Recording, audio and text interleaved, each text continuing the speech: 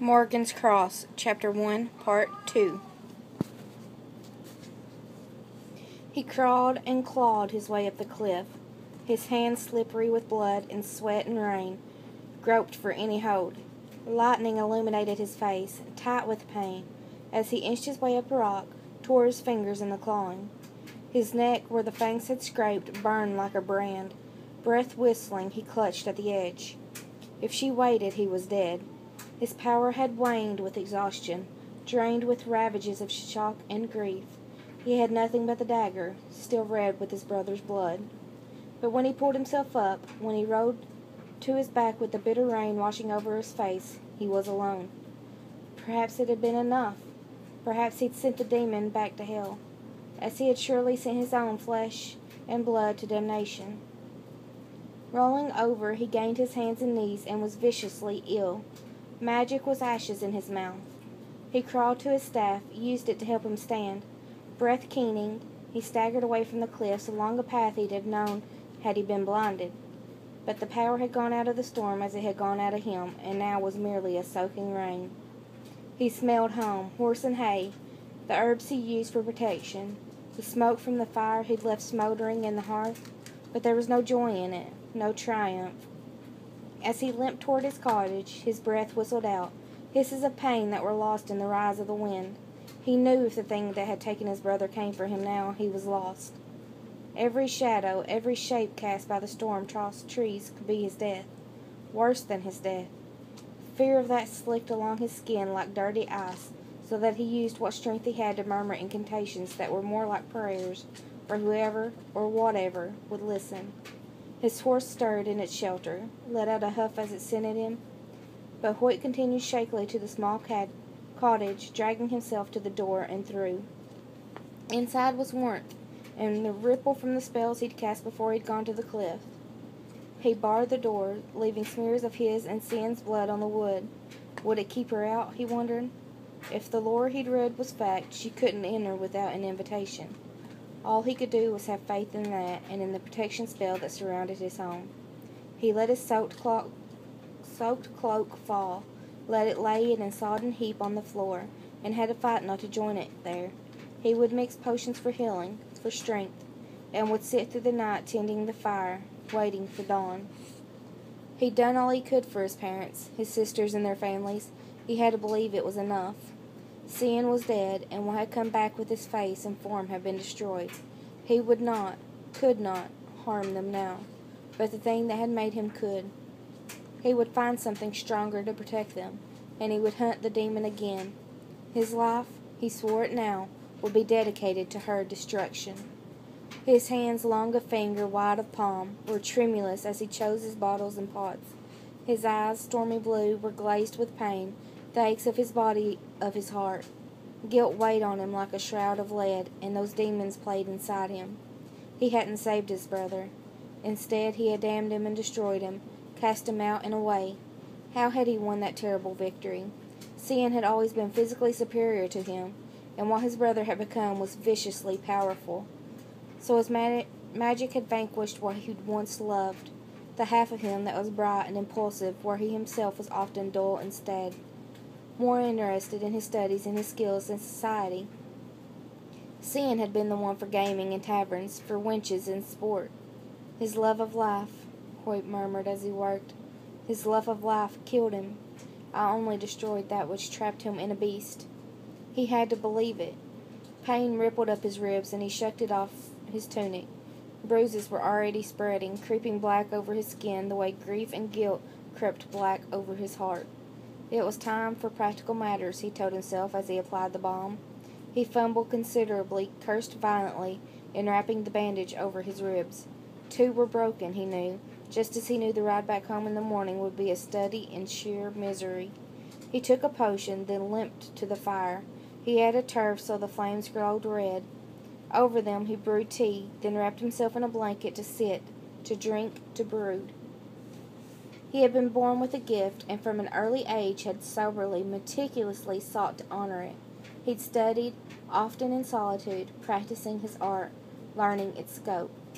Cian's powers had been less, but, Hoyt remembered, Cian had never practiced so religiously, nor studied so earnestly. and Cian had played with magic after all, amusing himself and others.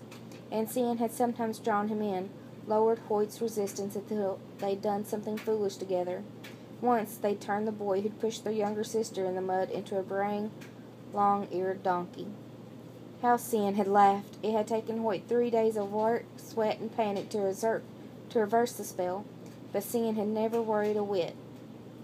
He was born one after all. We've just given him his true form. From the time they'd been 12, Cian had been more interested in swords than spells.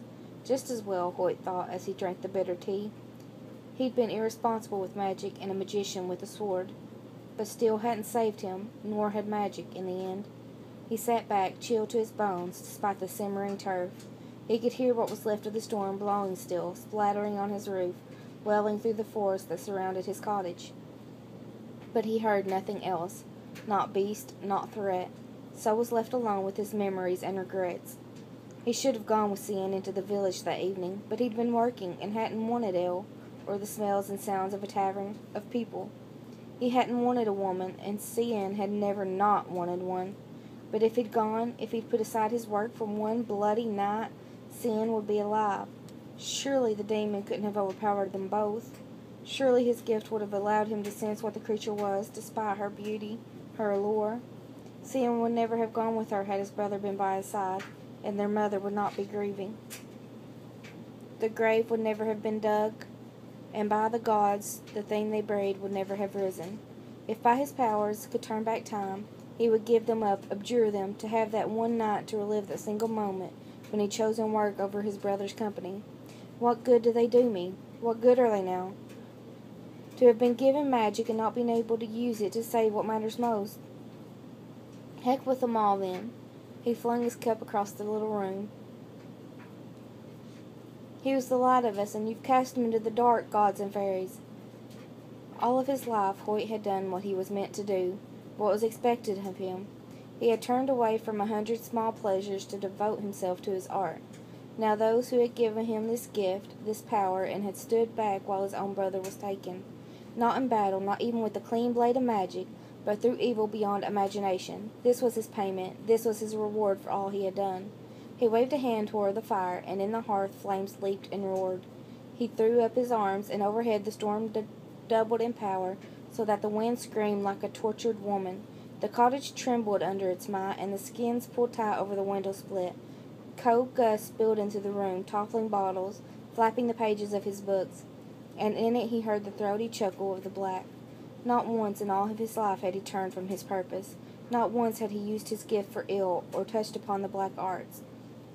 Perhaps now, he thought, he would find the answers in them, find his brother again. Fight the beast, evil against evil. He shoved to his feet, ignoring the scream in his side. He whirled toward his cot and flung up both hands toward the trunk he'd locked by magic. When it flew open, he strode to it, reached in for the book he'd shut away years before.